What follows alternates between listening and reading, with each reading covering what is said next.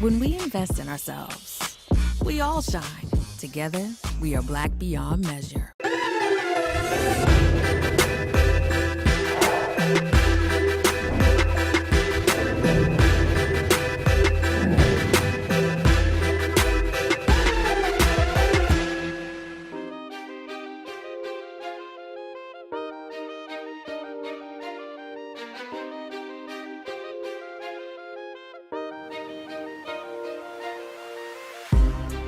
All right, Governor, we finally get to sit down again. Last time it was, it was on my show, but really when we face-to-face was on TV One. That's correct. We came to the set and got a chance to chat. So had to come to your stomping ground. So first of all, where are we? Are we on the campus of? This is the Wilder School of Government at Virginia Commonwealth University in Richmond, Virginia. Gotcha. So you run the whole school? No, the dean runs the school. I'm a distinguished professor at the school, and the school was named for me, and I'm honored for it. So it's good because we have students from everywhere, and particularly those who need to know a little bit about people of color, historically and otherwise. And I've been affiliated here for some 30 plus years, and I get so many nice letters from them later on after they've gone and achieved.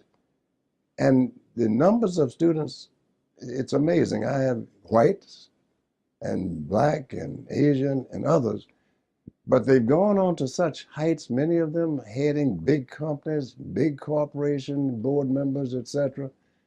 And so this university was founded as an urban university. Mm-hmm. And it was founded to be in a position to recruit and to bring that degree of professorship and those kinds of things here. Unfortunately, some of that goes by the by. And my role here is to make certain that we don't go back. Mm-hmm. For instance, we've had 150% turnover in black faculty. Wow. In the last year or so. Wow.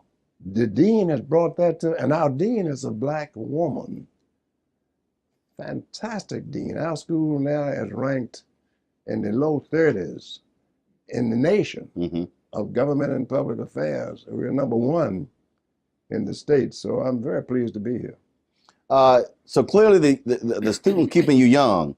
So I had a professor at Texas A&M, Douglas Starr, and Dr. Starr, I graduated and came back, and he was still teaching at 90.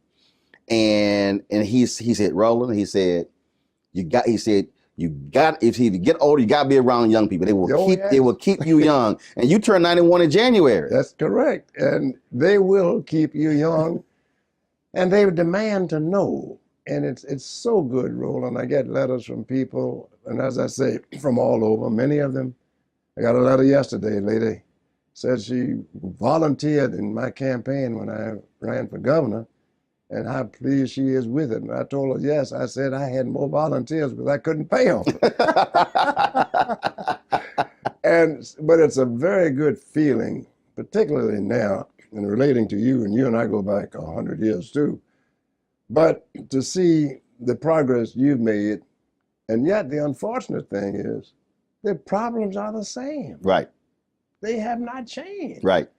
The addressing of the problems needs to change. We need to, as we said, take our cudgel and cut away that morass of indifference that's out there to make certain that we demand of all citizens to participate in government.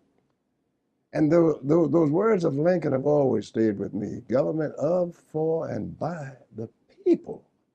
And unfortunately, our government at state as well as at local levels has gotten away from the people. Right. And you and I need to make certain that that doesn't continue. See, I think part of that is, and I was having this conversation with someone the other day. On my show, I talked about connecting the dots. Yes. And I said, and they asked me, and they said, well, you know, why are you so intense about this? I said, well, because my parents founded the Civic Club in our neighborhood. They never went to college, high school diplomas, but they understood the value of neighborhoods. And I said, so for me at 9 and 10 and 11, I testified before the city council. My mom was one of the 3 co-chairs of the countywide metropolitan organization, multi-faith group. So I remember being on the bus traveling to the state capitol for rallies. So I saw government from the perspective of the people, right, letting their voices be heard. And so what I'm constantly explaining to, you're an Omega, I'm an Alpha, I said, if the school board, the city council, county board, state legislature, if a group of black men in purple and gold are walking up, and a group in black and gold walking up, I said, and they don't know who's coming, I said, that's actually our fault. Correct. And I think that's where we are. We're not, all of this mass of organizations, we're not taking that and marshalling it and going to those places and saying, y'all gonna do this, or we gonna show up in mass and vote you out. Well, and to demand what is right and to criticize what is wrong and not be concerned with the consequences. Right. And luckily, I was raised in a home like that. I tell people now, I never had to go out of my home to find my heroes. Mm. They were there. My mother believed in the highest level of education. My father was the youngest in his family. And now we're celebrating Juneteenth. And when he would tell me, my father telling me about how his father was sold and his mother was separated and with 3 children, and my grandfather had to walk 35 miles each weekend to connect with his family. To come back and you get whipped for running away. It's so bad that the overseer said, look, I know you're not. I know you've not run away.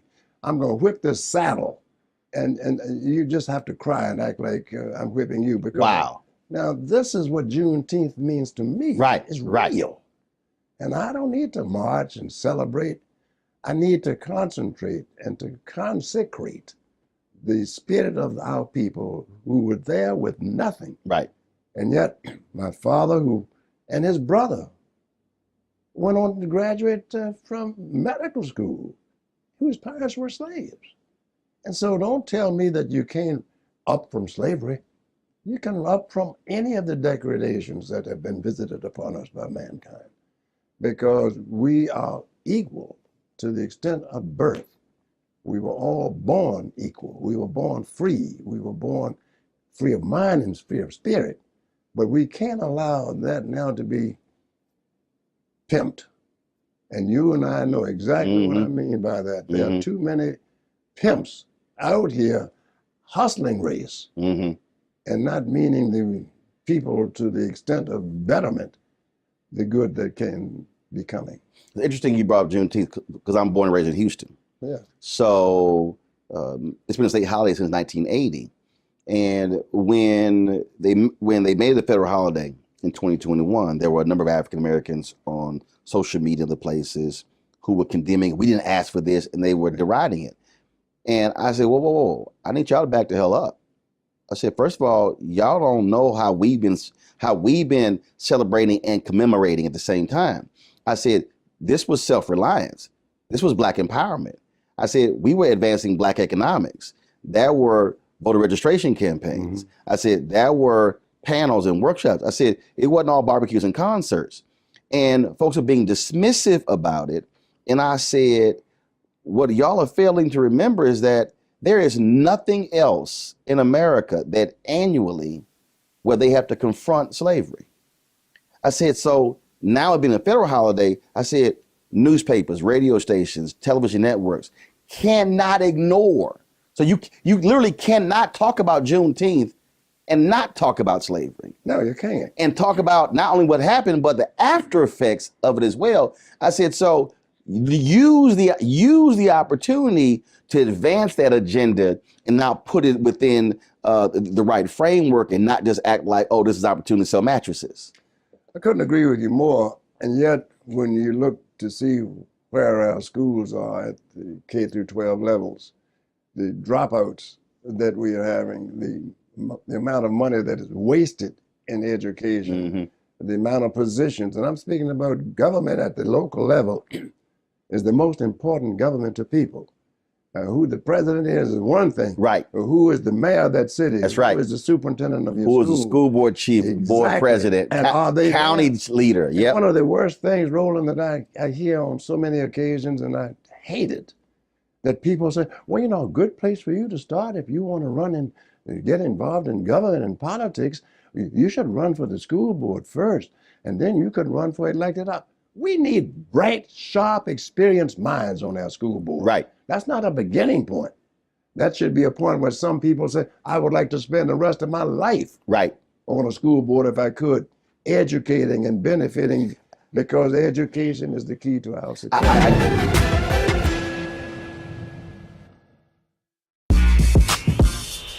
When we invest in ourselves, our glow, our vision, our vibe, we all shine. Together, we are Black beyond measure. When you talk about Blackness and what happens in Black culture, we're about covering these things that matter to us, speaking to our issues and concerns. This is a genuine people-powered movement. There's a lot of stuff that we're not getting. You get it, and you spread the word. We wish to plead our own cause. Too long have others spoken for us. We cannot tell our own story if we can't pay for it. This is about covering us. Invest in Black-owned media. Your dollars matter. We don't have to keep asking them to cover our stuff. So please support us in what we do, folks. We want to hit 2,000 people, $50 this month, raise $100,000. We're behind 100,000, so we want to hit that. Y'all money makes this possible.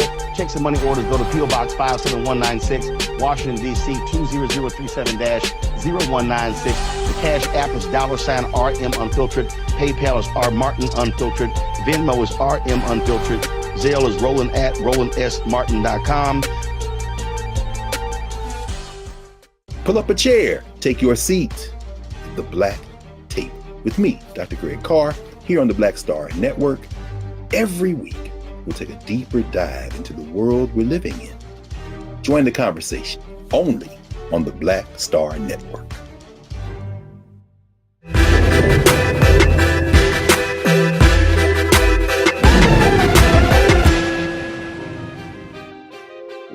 So in 1999, when I bought my home in Dallas suburb of Cedar Hill, basically there were only 20 other homes in the area. So I'm literally watching a city expand. And so I was having a conversation with a couple writers at Black Enterprise, and I said, I really think y'all ought to do a piece on how, with $25,000, we could literally elect a majority of school board positions and control the budget. So we were having this conversation. They were like, "What do you mean?" I said, "Well, people talk about all the raises money for governor, for Congress, for U.S. Senator."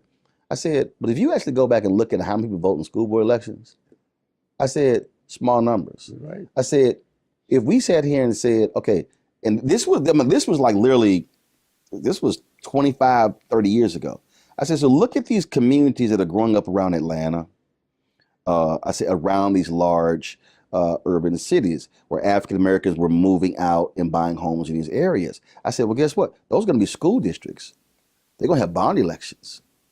Somebody got to build the schools. I said, so now you control who gets contracts. You're not controlling curriculum. So we start going through this whole deal. I said, and the investment literally can be 25, 30,000 to win all 5 seats. Right. And they would look at me like I was crazy. I said, yeah. I said, do you understand? I said, not only are you controlling education, you're not controlling economics. Well, education is economics. There you go.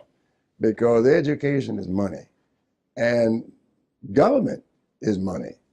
The worst decision that was handed down by the United States Supreme Court politically was United States Citizen United. Oh my said that God. Corporations are people too. And as a lawyer in law school, we all learned that a corporation is not a person. No. That's the first thing they taught us. Now all of a sudden, so okay, I can take $1 million and say, well, I'm going to run this campaign for you all. Now you all don't have to do a damn thing, but do what I tell you, because I'm going to provide the money. It's a horrible decision.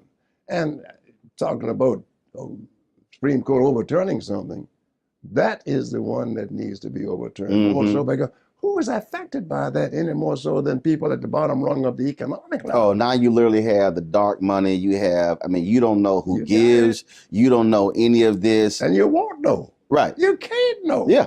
You can't even subpoena. Right. It literally allows it to know. Yeah.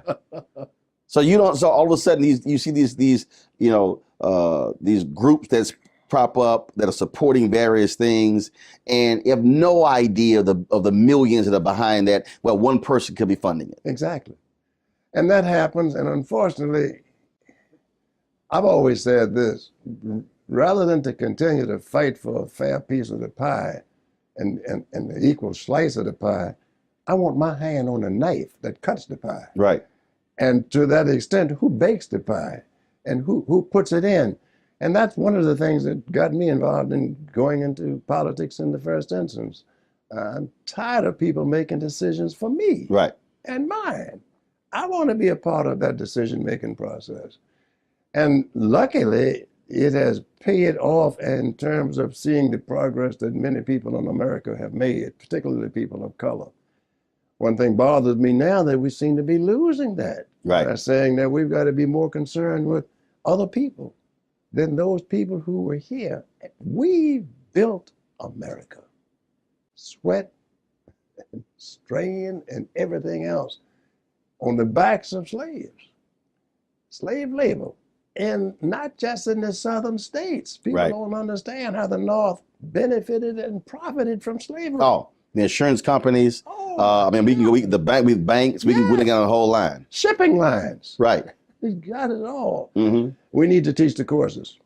The thing is interesting when you were just saying that in terms of what the focus should be, because I spent a lot of time. One, I love history.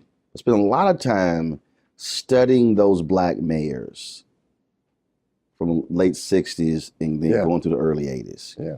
And studying, and I've said this numerous times, and the person who I consider to be one of the greatest political leaders, period, on any level, Maynard Jackson. Maynard's a good man, good friend, and he was dedicated. He understood what the real deal was. Dick Hatcher, like and Carl Stokes did a tremendous job. And then you go Coleman Young in Detroit. Then you go and people deride Marion Barry. I said, folks, one of the smartest urban mayors that we've had in our country. A chemistry major at Fisk. Chemistry major, and I was a chemistry major. And my degree was in chemistry. His was in chemistry. And we used to talk about that quite frequently by saying, we're two frustrated chemists. We can't get our act together. Right. So we took it out on the people. But the thing that was always, again, was amazing is that what they understood, because the last 5 years of King's life, he kept talking, he was really like economics. They understood how politics can transform Black economics. It wasn't just politics and housing. No. They understood you can't, if you don't grow Black businesses, then you're not going to be able to grow Black communities. No. Because Black business is what? Money. And it gets back to what we were speaking about earlier. The economics of politics is money. And who controls that? Who determines that? And to the extent that even today, 2022, the issue is money. Every day that you're looking at on the news, what are they talking about? Money. Money. And they will never stop talking There's about only it. one department shares along with the White House. That's right. Treasury. Exactly. You better believe it. Money. And so it's very important for us to have input and to be aware, and it's likewise to demand what's right and to criticize what's wrong. And that's why it's so important for us to understand that putting all of our eggs in any single basket at any one given time is not beneficial to us. We've got to have the sophistication and the understanding that if you want my vote, Right. you don't tell me what you have done. Right. What are you going to do, and when are you going to do it, and how long must I wait? That was a great scene in the movie, in the TV show The West Wing, where there was a Latino leader, and he was captured sitting courtside with a possible candidate against the Martin Sheen character, and they called him up and they were like, what the hell is this? We did this, and he said that was the last election. Right. Exactly. What you gonna do now? What are you gonna do? And see, and I think that the issue, like where a lot of people, where I went at a lot of different people, they thought that I was, man, you tearing down Obama. I said, no. I said, I'm not tearing down Obama. I said, he was the first Black president, but he was also the 44th. I said, many of us treated him and got locked in the first. We ignored the 44th. So therefore, we did not make demands on the 44th like we did the previous 43. I said, I don't care if you're a Black governor, Black mayor, Black school superintendent, I don't care who you are. Bottom line is here, there's a return on investment putting you in, not just happy you're there. And unfortunately, too much of that is going on today in terms of increased numbers. And that's something that Martin King said that I liked a great deal. Increased numbers in and of themselves don't mean too much, because in a column, each column ultimately with increased numbers will end up with zero. And so what is the carryover that we're interested in? He was a philosopher, but he was a smart man. See, so when you think about that, we talk about not putting eggs in one basket. The thing for me is, because I hear this a lot, well, you got to give me this before I vote. And I keep reminding, well, first of all, somebody can't give you something if they're not in office. Right. I said, now, you can extract a demand. You can have them sign like the no tax pledge or whatever, you can do that. I said, but once they're in, you can't go away. You got to stay in the game to now make sure they do what they said they were going to do. And I think that's where, and I forget, after Obama's election, I remember Wanda Sykes, I was on her show, and she said, I did my part. I said, no, Wanda, that's the end of one process. This is the beginning of another. I said, you got to show up. So I said, you got to show up and say, remember when you campaigned at our church or our community center? We here. Right. I said, but if we don't show up, I said, and we go, well, they gonna do it. I said, 'cause trust me, everybody else showing up. Everyone else is bringing their agenda and they're pressing them. And I think too often that's what a lot of African Americans are not doing. We're not showing up after the election. Well, putting that pressure on. Well, let's get back to the thing that we've known for years in terms of certain votes are taken for granted. And people still do that. They take certain votes for granted. By that I mean, black people are traditionally Democratic today. There's nothing wrong with that. However, are you getting what you want for that investment Right. at that level? And so for people to say, I'm voting Republican, they shouldn't feel like they're misfits. They're voting principle if they feel that way. Right. If they're voting principle. Exactly. Right. If they're voting principle. And I've always believed in not reaching across the aisle, but I've always believed in reaching towards where the people are represented for the interests that I want represented too. When I was governor, people said that certain things are not going to happen, they couldn't happen, and well, what do you know about this, that, and the other? When I inherited the office of governorship, I thought we were in pretty good shape because we'd been told that. Right. Came to find out we were $2.2 billion in the hole. I was dead broke. Didn't have a dime. Everybody made to sit there and taint the skip when he was like, say dog, tell him I ain't got it. he said, I ain't got it. But tell you what, I knew what to do. I didn't raise taxes a dime for 4 years when I was a governor. And Virginia was voted the best managed state in the nation 2 years in succession. Not a single general tax increase. Mm-hmm. Established what I call the reserve fund, because I said the first monies that we're going to collect, we're going to put in a reserve fund so that Virginia will never go broke. Every governor since my election has gone into that reserve fund. I had no reserve fund to go to. I created it. You're absolutely right.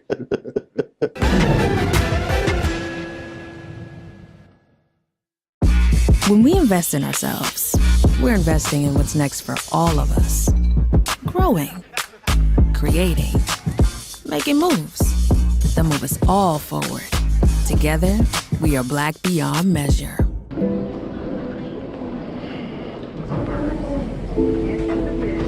Over the window seats. These are the only bins that will accommodate larger rollerboards.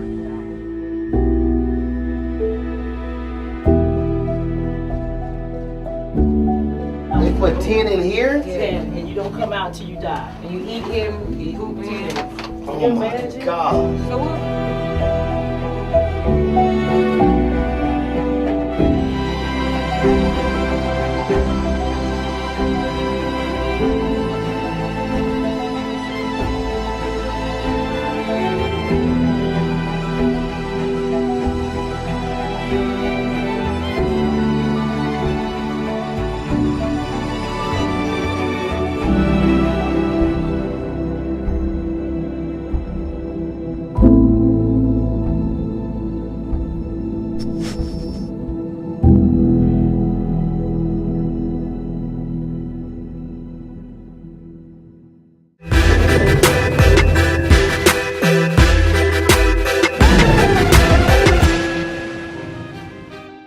So before you became governor, you were lieutenant governor. Yes.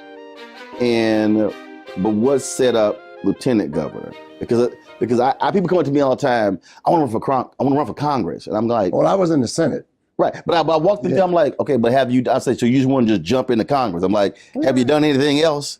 I ran for the Senate in 1969 because I was just upset with the fact that we didn't have a single black senator. Now, what were you doing at the time? Richmond. No. What were you doing at the time? Oh, I had a law practice. Got it. A great law practice. And I didn't want to run for politics, smiling and begging people to vote and asking for money and shaking hands. My arrogance was such that I practiced it in the courtroom so much. But I couldn't stay on the sideline. So there were no blacks in the state Senate? Virginia? Not a single black in the state Senate. There was only one black person in the House of Delegates, and that was Dr. Ferguson Reed. In a state with a whole bunch of black people. Right. So he was the first one. 2 years afterwards, Robinson and I joined Robinson in the Senate House, and I in the Senate. And so I stayed there, and I said, well, I'll tell you what I'm going to do. I'm going to run for lieutenant governor because I want to be governor.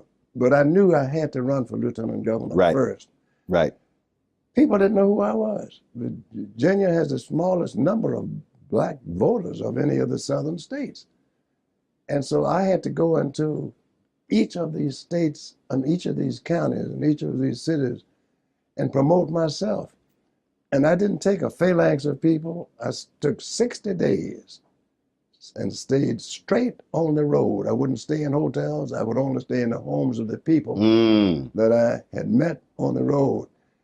They said, that fool shouldn't be going out there, going down to Southwest Virginia with Tennessee and West Virginia and all those places, hang up and meet. Might not see him no more. I never had the first person in Virginia to refuse to shake my hand, to refuse to hear me, to offer me any offenses at all. But what was it? I mean, we're talking Virginia. Yes. What was it? It was me believing in them, and they believed in me. Now, you obviously came up against people who were like, I'm not trying to see no black man in power. How did you diffuse that? By going to the people. The leaders were saying that, but not the people. And this is why young people today need to know the people. Know your neighbor. Know the people that you are engaged with. Know the people that you want to represent. You want to represent them? Do you know them? Do you know what you hear from them? They can tell you far more of the needs than the leaders can. And once they are supporting you, nothing can defeat you. Once they show that I am with him, and I would hear the media coming out following me on this trip, and I knew I get all the media coming because they wanted to be there to record the incident. Right. When he got kicked out or locked out. I would hear people saying, yeah, well, no, and talk to the media. No, I know I've never had a chance to do that. I never voted for a black person before. Why? I never had a chance. And that's what I heard.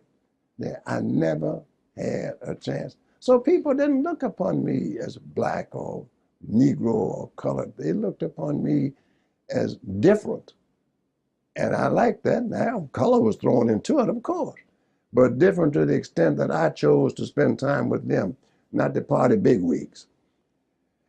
After that, I encouraged a lot of young people to become involved, and many of them came into work into my campaign and working into my administration, that I'm so proud of seeing that. And I still today encourage young people to become involved in government. You don't necessarily have to run for office. That's right. But be in a position to demand what's right. It's like I tell folks, everybody don't have to be in the pulpit to be in ministry. No. And if you got a message, and as many people would say, I'd rather see your sermon than hear it. I mean, than see what you do. Right. Than hear you tell me what you do. Absolutely. So no, I've been very fortunate.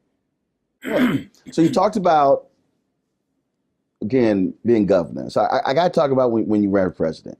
So it's 1992. Right. I worked for the Austin American Statesman. Yes. And so I write a column about that. But what I remember is that our dear friend Reverend Jackson was not on board. He was critical. He was critical of you. He felt you were too conservative. Yeah. That wasn't the moment. And I wrote a column blasting him for that, because what I said was, I said, well, first of all, he got elected in Virginia. I said, so we can't somehow say that message won't resonate across the country when he won. And I really thought that move by Reverend Jackson hurt your campaign. It didn't help it. And the thing, though, was that what hurt my campaign more than anything else is that the people of Virginia didn't want me to run for president. See, the Virginia governor is one term, 4 years. And the people in Virginia said, we want you to spend your time here. Now, you were elected governor in what year? In 1989, but it was actually 1990. So you're only governor 2 years. Yeah. You're 2 years into your gubernatorial. Right. You got 2 years left. Right. Now, in your mind, you're thinking, look, 2 years, I'm gone. Right. But in their mind, the loudest applause I ever got for any speech I made to the General Assembly in Virginia was when I said to them, I will no longer be seeking the office of the presidency of the United States. The place erupted with applause. I never had that kind of applause before. They didn't want me to do it. Looking back on it, they were right. Because sure, I had set in pattern a lot of things to take place in Virginia, but I hadn't completed them. And your focus would have been off. Oh, it would have been off, because if I'm going to take the last 2 years and run for the presidency, was I making strides? Yes. Bill Clinton was glad I got out, and he's pretty much said so. Clinton offered me, when he finally made presidency, he said I had said I might even take a position as plenipotentiary ambassador to Africa, the continent, and pick the states and nations that I wanted to spend more time with. Mm-hmm. He said, fine, if you want to do it, you got it. They have benefited from my not having, the state has benefited from my not being running for governor, for president. I look back on it, but I learned a lot when I was running for the presidency. At that time, you know, you had limits as to how much you can contribute. Yeah, you had to accept.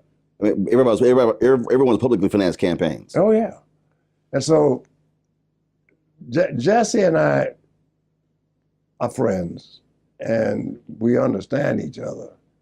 And as I said to Jesse on occasions, that he has done so much to bring about an awareness of what voter registration means and what people getting elected means.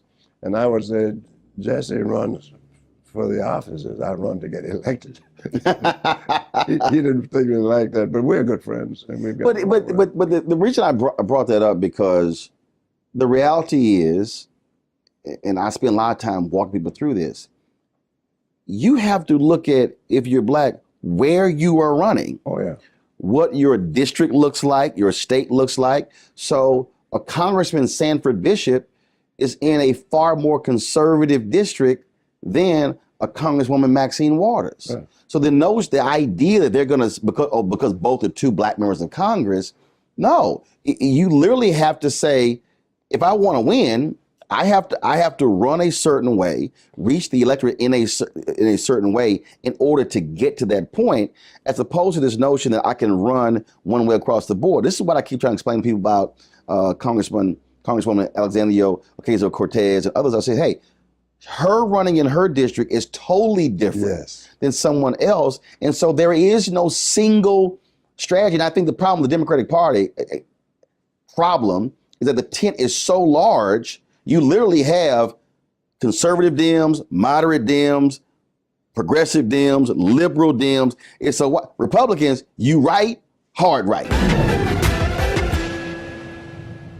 When we invest in ourselves, we all shine. Together, we are black beyond measure. Hatred on the streets, a horrific scene, a white nationalist rally that descended into deadly violence. White people are losing their damn minds.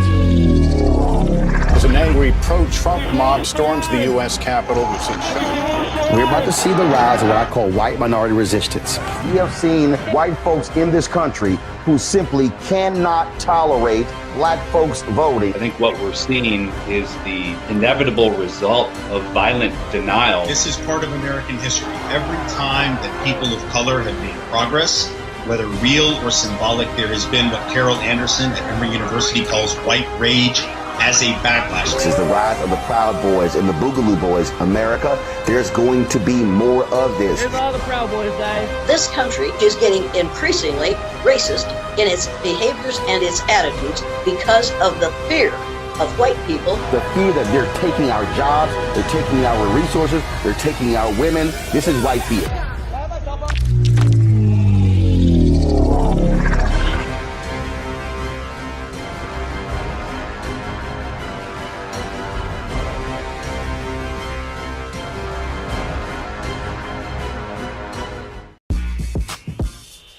When we invest in ourselves, our glow, our vision, our vibe, we all shine. Together, we are Black beyond measure.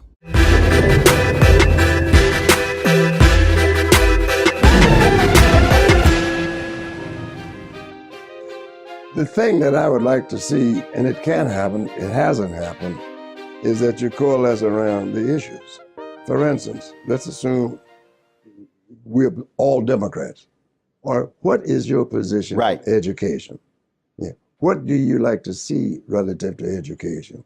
Or what are the problems you have with education? Let's get to those issues. Not a study. We got studies every time you turn around. The question is, can you isolate the issues? Particularly, look at not K through 12, look at the HBCUs. 1971, Judge Pratt, U.S. District Court in the District of Columbia, decided that the 5 states that were brought before them for adjudication hadn't conformed to the Civil Rights Act. 1971. Virginia was one of them. North Carolina, I think Louisiana, and Tennessee, and I've forgotten the other, so maybe South Carolina. As of today, the Rand decision has never been implemented. As of 2022, that case is out there. And I brought this to the attention of people in Virginia. Bobby Scott, my good friend, the congressman, who is the chairman of the Committee on Education and Labor, he and I have discussed it and saying, why haven't the people in Virginia made certain that that decision has been upheld and money has been appropriated? Well, you know, the pretext they use is, they have used for years. Well, you got to give the money, the state money, to the state schools, and that the black schools, they are, they're private. Virginia Union is private. Private? How's it private? Because they weren't supported by the state. But for Virginia Union, I never would have had an education at higher education level. So the thing that I'm trying to bring to your attention is, and the people in your audience, there are laws on the books that have still not been followed and fulfilled. The Rand decision in 1971 is one of them, and that's why historical black colleges and universities have been shunted. And when people say, we can't give money because the Constitution of Virginia will not allow that to go to the private schools, that's not true.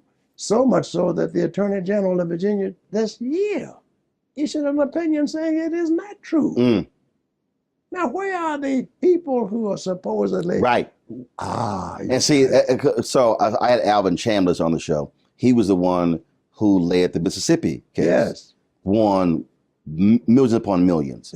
The Maryland case just finally got settled that proved the $477 million. And I remember when I went down, they had some issues in North Carolina with HBCUs, and I went down for a rally, and I met with the black state legislators, and I looked at them and I said, why are y'all not looking at, first of all, why are y'all not talking to Chambliss and then talking to the lawyers who sued Maryland, and then say, wait a minute, why can't that happen in North Carolina? Now, the state schools in Maryland could not sue the state, but the folk externally did. And the school was like, y'all keep doing what y'all do. Now, it took 13 years. So I said to the state legislature, I said, what are y'all doing? They'd never heard of Alvin Chambliss. In the meeting, I was like, this is his number. But getting back, go ahead. But the point I was trying to explain to them is, you're sitting here talking about what we need. I said, utilize the existing case law. I said, and go after them. But you can't be afraid. You can't be, and you got to call a spade a spade.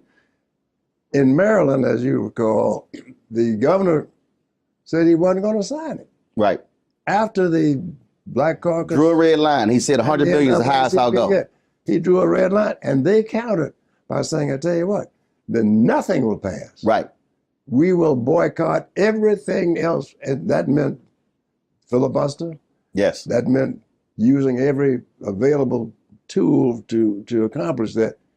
And those are the things that you need to do. So you're gonna get a kick out of this. So I got an award from the Minority Supply Development Council. Oh, good. So the Maryland Lieutenant Governor got one that night too. Mm-hmm.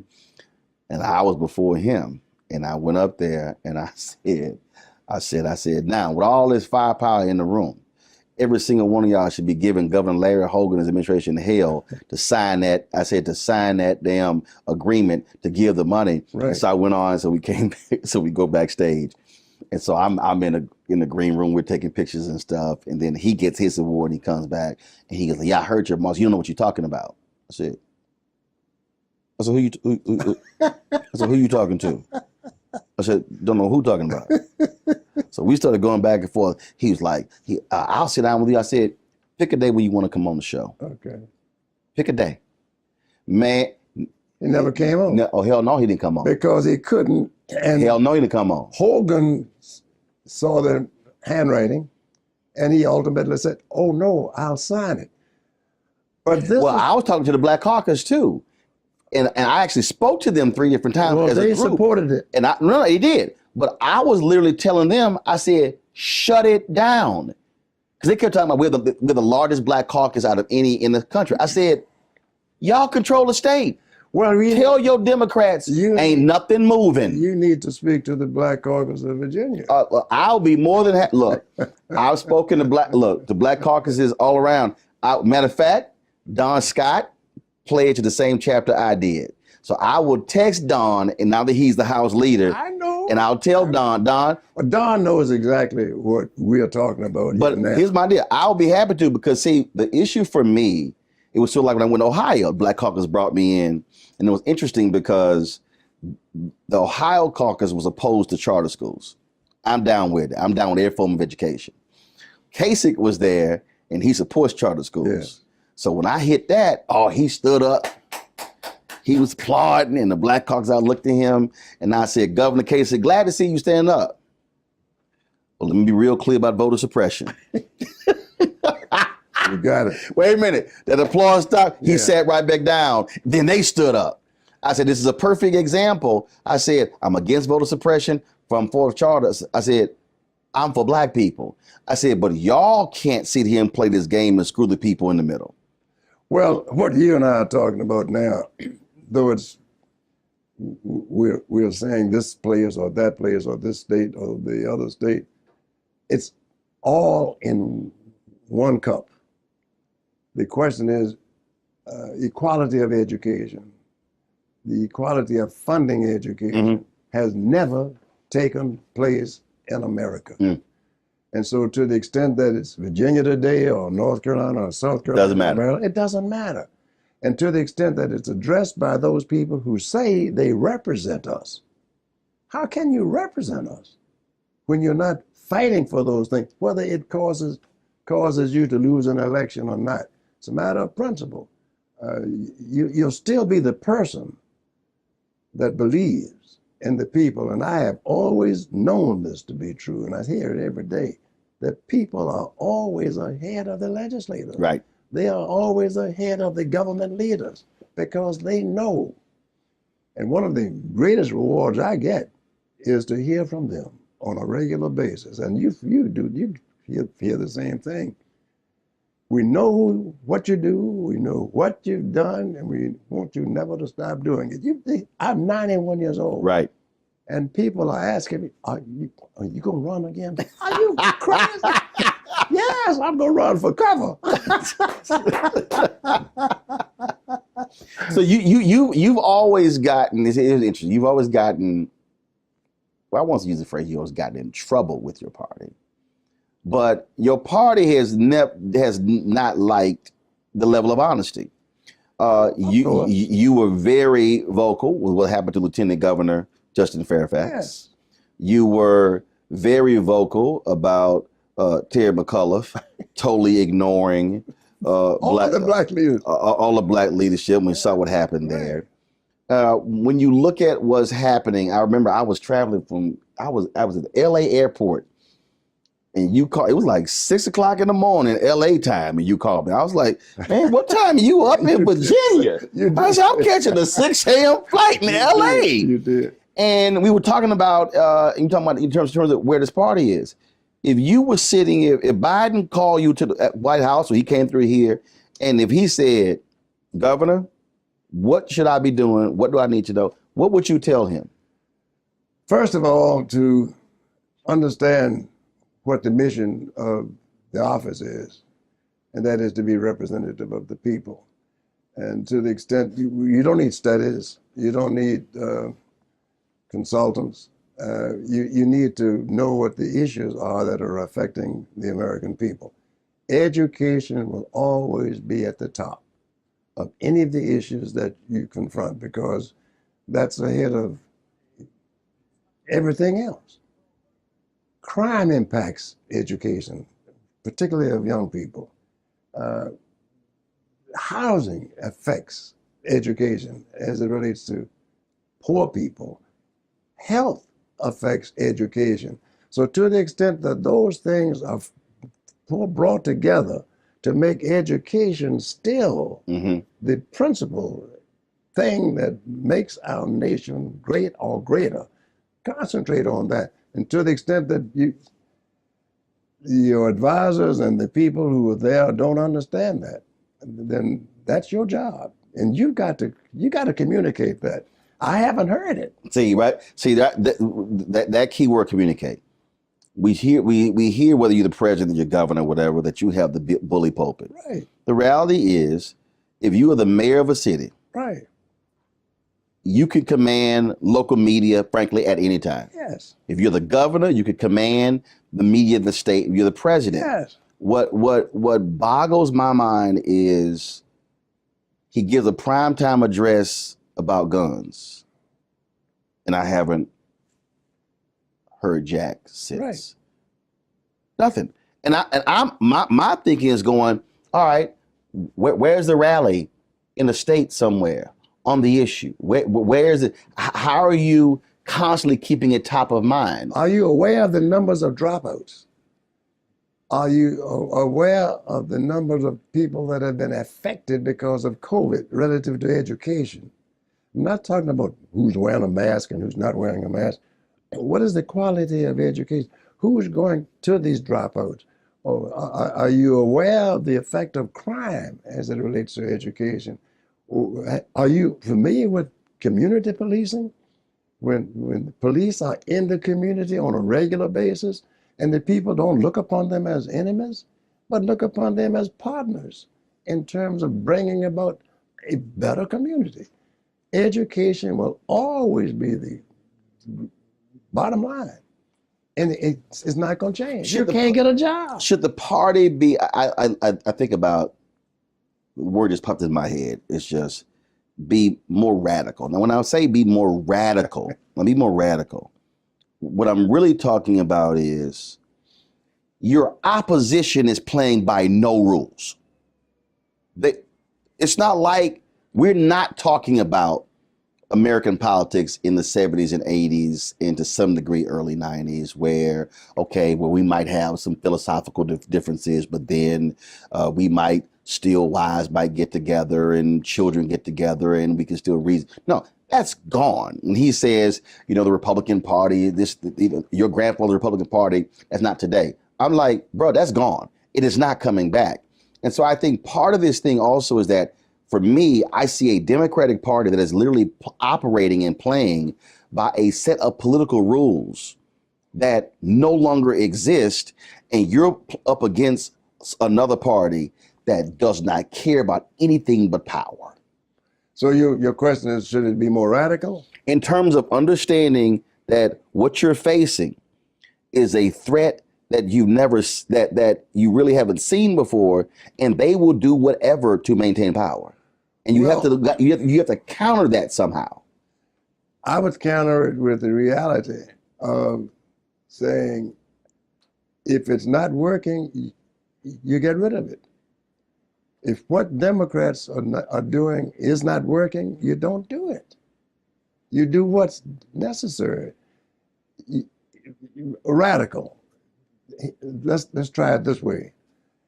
If you got a gun and I got a gun, and you're doing what you're doing, and I'm trying to stop you. What Democrats are doing is pointing the gun at the Democrats, at the Republicans, and say, if you don't do this, then we're going to shoot you. Right. You don't tell somebody you're going to shoot them. You shoot them. Right. And right. And that's not radical. And in fact, they're not even pointing the gun. Exactly. They're sitting there going, now don't make me pull my gun out. And they pointing the gun at you and like, now, in fact, I don't even have it on me. It's in the car. Right. You don't talk that. As you know, I was in Korea, frontline, spent 9 months on the front line, 13 months over there. I'm fighting people that had done nothing to me, sent there to fight for the freedoms of Koreans when I wasn't free. Right. So when I came back, my mind was radicalized. There you go. I was at a point now, don't tell me about I got to wait. I'm not going to wait for a damn thing. And there was a lot of black soldiers in World War II, Yes. World War I, II, Korea, Vietnam. They said, wait a minute, I'm fighting for free, but I ain't free here. Understand this. Right. I can't get a job. I got to go I can't go to the University of Richmond. I got to go to Howard. The GI Bill is helping the white troops, And but not me. Not me. And so the question is, are we as representatives of the people using the powers that we have to demand what's right and to criticize what's wrong? Why isn't the money going where it should be going? Right. Why do we have to have consultants for this, specialists for that, and a department of this? Why can't we put it right to the ground? Are you producing? No, you're out. Right. Gone.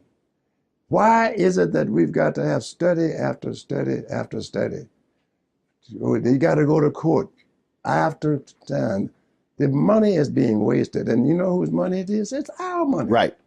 It's taxpayers' dollars that are being spent. And to the extent that we are not demanding it, to the extent that we should, you vote the rascals out, but who do you vote in?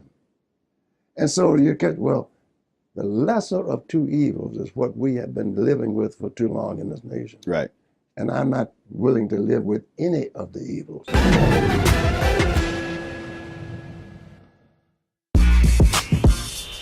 When we invest in ourselves, our glow, our vision, our vibe, we all shine. Together, we are black beyond measure. When you talk about blackness and what happens in black culture, we're about covering these things that matter to us, speaking to our issues and concerns. This is a genuine people-powered movement. There's a lot of stuff that we're not getting. You get it, and you spread the word. We wish to plead our own cause. Too long have others spoken for us. We cannot tell our own story if we can't pay for it. This is about covering us. Invest in black-owned media. Your dollars matter. We don't have to keep asking them to cover our stuff. So please support us in what we do, folks. We want to hit 2,000 people, $50 this month, raise $100,000. We're behind 100,000, so we want to hit that. Y'all money makes this possible.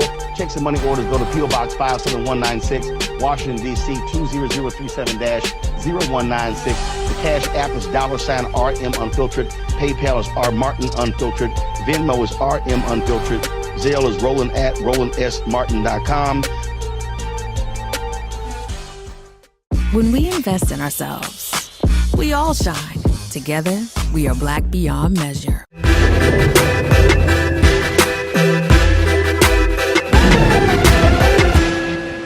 It's interesting when you talked about when you're talking about how do you move people, frankly, out of the way. And I've had folks to tell me, well, I'm not going to vote. And I go, okay, so Have you made an attempt to even find out who's running?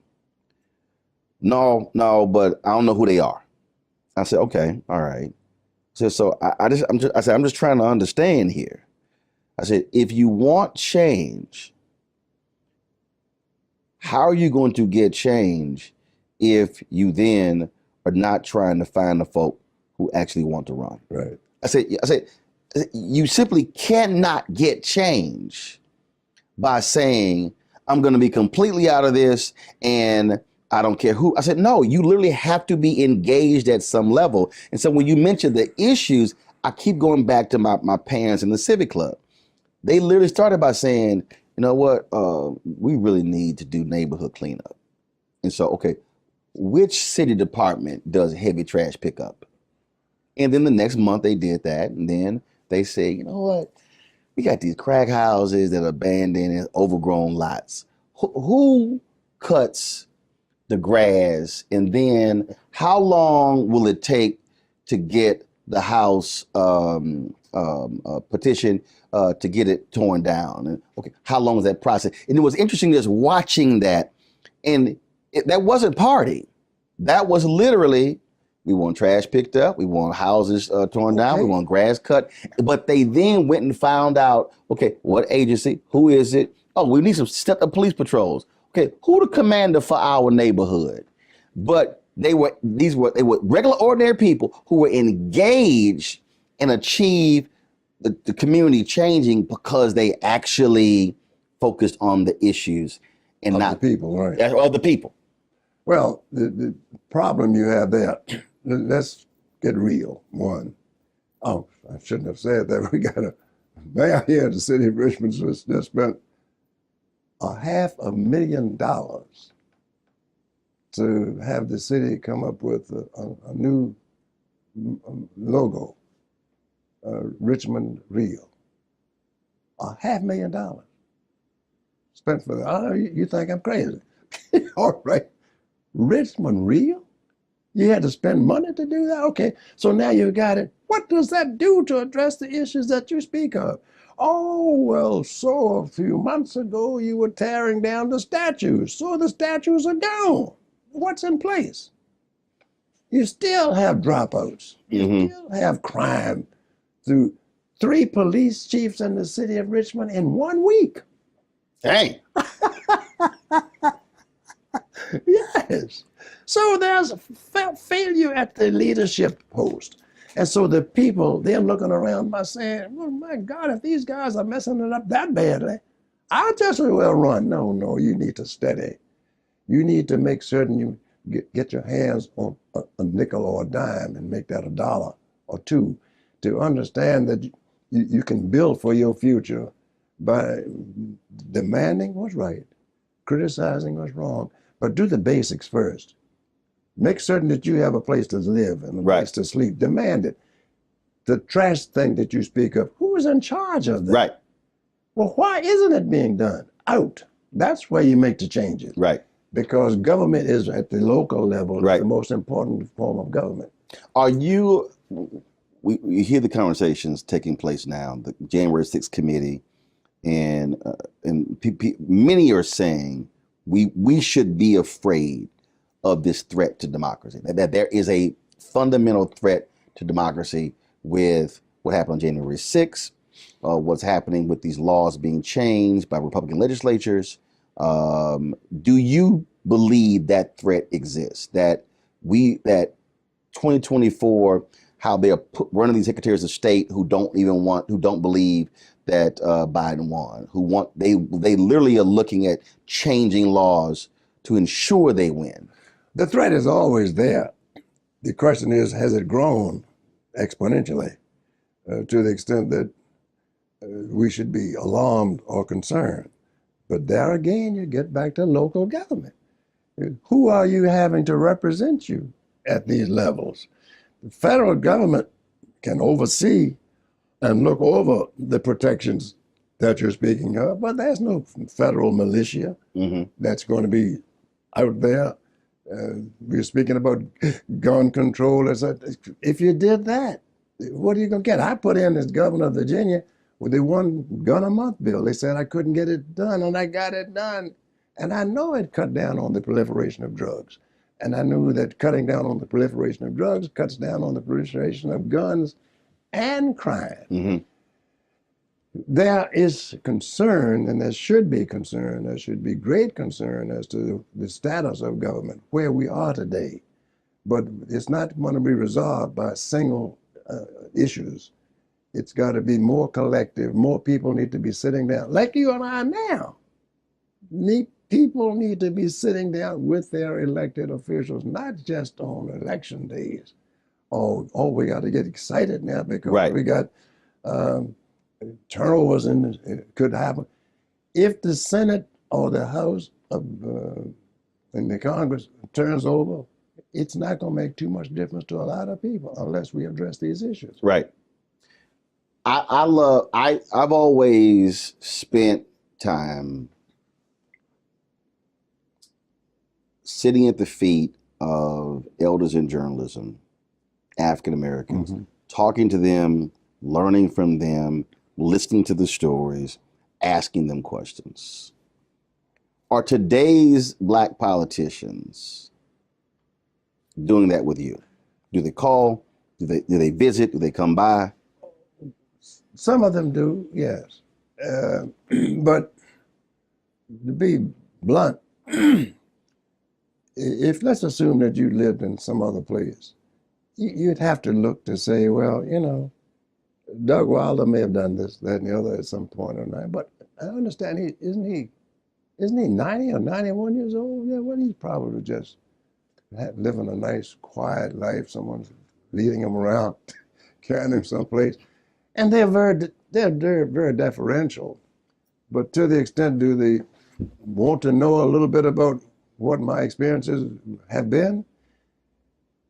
To a degree, groups do, as you know, and individuals, to the extent that they feel they can approach, do. But it's not what I would do if I were really interested in moving ahead, because I've always wanted to know a little bit more about what has happened before. You speak about Black journalism. As you know, that is what caused so many people to be brought together. The Pittsburgh Courier, the Chicago Defender, the Norfolk Journal and Guide.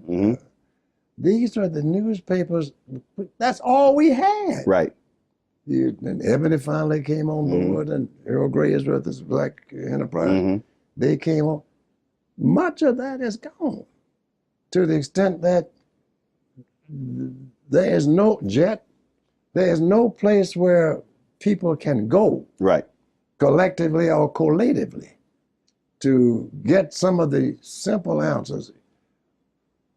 There are groups that I speak to that they're very, very deferential, and they're very grateful for when we take the time. I speak to a lot of the schools here. When I speak to, I don't teach the classes here now.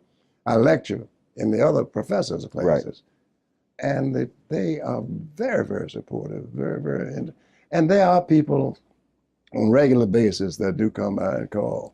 See, the reason I ask the question is because, to me, if I'm running for office, or if I'm in office, to me there is value in seeking out someone who's already been there to, how did you get that passed? Yeah. How did you do it? What were the negotiations like? What was the process? And because again, if I'm trying to figure it out, I want to glean from. I still look at coaches. I don't care how old you are. If Vince Lombardi is alive, somebody is sitting here saying, you take a Bill Belichick or Bill Parcells, you take an Eddie Robinson, you take these coaching minds, they are still tapping into that. And that, I'm just curious, you know. That comes more or less from the groups. That comes more or less from the organizations and the people are involved with those groups and organizations. And this book, here that I have, the people that have read the book and call and ask about it, write about it, There's a great number of them do. So we're in the sprinter coming here. So I asked my 2 HBCU interns. Right. Do you know who we going to talk to? And I say your name, and they say no. And I said, "Now, how your ass went to Norfolk State?" I did. I'm like, "How you?" I said, "Now, y'all went to." I said, "First elected governor." I said, "First black governor since PBS Pinchback." Who served 45 days. And then I go, "Who's PBS Pinchback?" They look at me like I'm crazy. Now I'm sitting here like, so trust. Then I'm like, okay, well, do y'all know the second black elected governor? Get stairs. I said, "Look, I'm gonna throw both y'all out this sprinter." I said, "And want to slow down doing it." I said, you gotta know these historical things because you don't know who you're gonna cross. But it's not their fault. You see, because that has not been promulgated. Mm-hmm. And that has been, you know, the Rodian Scholar, like that. You remember that? Mm-hmm.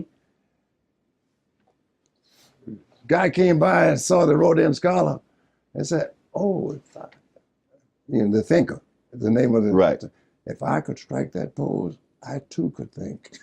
And so it's that simple.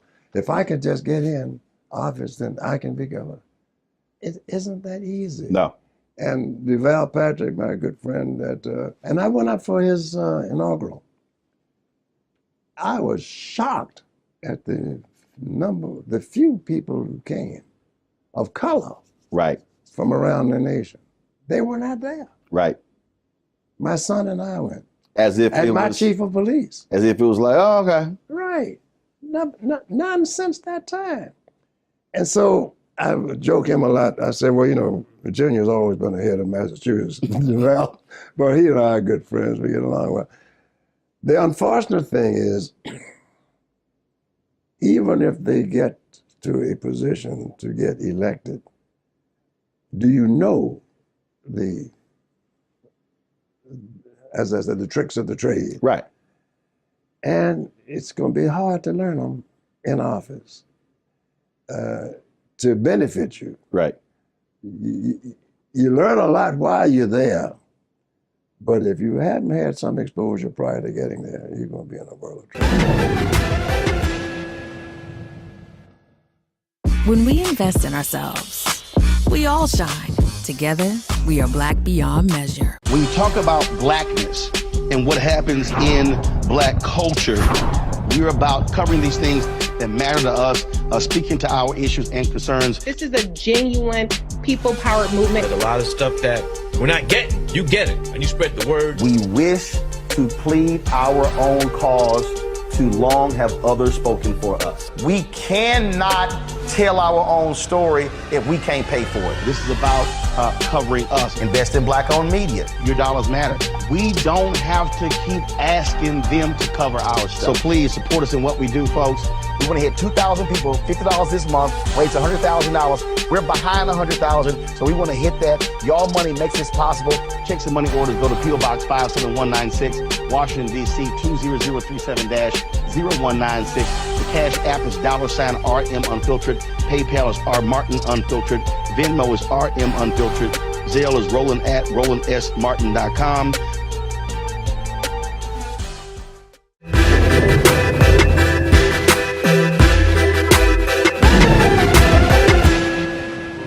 Smartest politician you have ever learned from?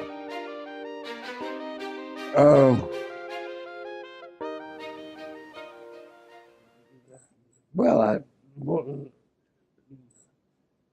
I would say the guy that I spent a lot of time with in my formative years when I was in the state senate was Bill Robinson. He was the head of the political science department at Norfolk State. He was elected in the House. And we would share so much together that we really came to think alike. Mm. And he would say to the press when people would ask him about something, he would say, well, Senator Wilder and I have decided we're going to do this, that, and the other. We might not even have talked, but we were in such sync. There you go. And I would say, well, Dr. Robinson and I are going to do such and such a thing. And so I think Bill Robinson, who was brilliant, he headed the political science department at Norfolk State, died shortly, early in his career, but I would rank him at the top. There are a lot of civil rights luminaries that you've come across over the years. Who would you say had the most profound impact on you or on our community? Boy, you got a lot of good guys out there in terms of being friends with, associates with. That's a tall order, Roland, to say which was at the top. Well, do 2 or 3. I'll make it easy on you. Well, Vernon Jordan and I got along very well. We were always pretty close. I used to get along well with Dick Hatcher. I liked him a lot over Gary, Indiana. He never got a lot of coverage like I think he should have had. And I would say Marion Barry and I did a lot of collaborating and talking on things. Barry was smart as he could be, and he had his difficulties as many of us do. There was a guy, Richard Newhouse, in Chicago. He formed the Black State Legislative Group. I never heard a word from him in years. He's passed now, but to the extent that he would put that up. But there was a favorite of mine from Virginia State University. His name was Calvin Miller. And I would put him at the top, very, very top. He was head of the political science department at Virginia State. He then became the Dean of Humanities. And he invited me over to teach a course in constitutional law when I was in the state Senate. And I'd go over from here to there, Petersburg, 30 miles. But afterwards, I would spend time at his home with his family, and we would have dinner. And he was perhaps the most influential of my contemporaries that I've known. 2 questions left. You earlier said that without Virginia Union, there's no you. No, and I didn't want to go because I didn't have any money. So why'd you go? My mother.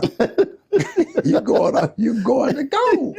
My father would tell us all, I cannot send any of you to college. How many kids? There were 10 original, or 10, but 8 surviving. Yeah, I had 1 brother and 6 sisters. Daddy said, I can't send you.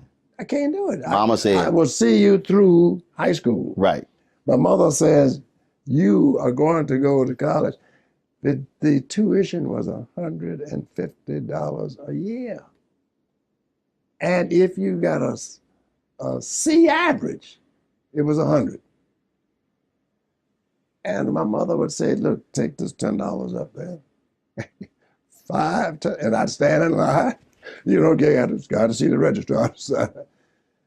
Virginia Union did more for me because I'm 16 years old. So, you know, guys coming back from World War II, I'm in the same classes with them. Right. I'm learning from them, learning a lot of things from them. But we ain't gonna get into that. Virginia Union right. would take my $5 and $10 and allowed me the opportunities to get my degree, and then I could go to Howard. So it's everything. And I have my collection over there now, my personal collection. And so when people don't see the value of our HBCUs, it just cuts me like a knife. 50, 100, 150 years from now, someone's going to be in the library, or they're going to be on Kindle. They're going to see this book. They're going to see your name come across, just like me, you've seen PBS Pinchback.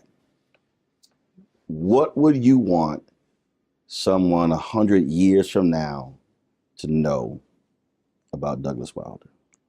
Very simply, he did the best he could with what he had and never stopped believing that he could arrive to the high possibility of the individual. And that he made a mistake pledging Omega.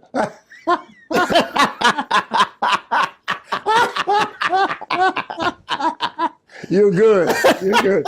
And I tell you what, we'll take you all in any time. Oh, you know, look, you know, we don't mind the other youth group. Governor, I appreciate it. Always with you, Roland. Love you. Take care of yourself. Love you as well. Appreciate it. When we invest in ourselves, we're investing in what's next for all of us. Growing, creating, making moves that move us all forward. Together, we are Black beyond measure. When you talk about blackness and what happens in Black culture, we're about covering these things that matter to us, speaking to our issues and concerns. This is a genuine people-powered movement. There's a lot of stuff that we're not getting. You get it, and you spread the word. We wish to plead our own cause. Too long have others spoken for us. We cannot tell our own story if we can't pay for it. This is about covering us. Invest in Black-owned media. Your dollars matter. We don't have to keep asking them to cover our stuff. So please support us in what we do, folks. We want to hit 2,000 people, $50 this month, raise $100,000. We're behind 100,000, so we want to hit that. Y'all money makes this possible. Checks and money orders go to P.O. Box 57196, Washington, D.C. 20037-0196. The Cash App is $RM Unfiltered. PayPal is R Martin Unfiltered. Venmo is RM Unfiltered. Zelle is Roland@RolandSMartin.com.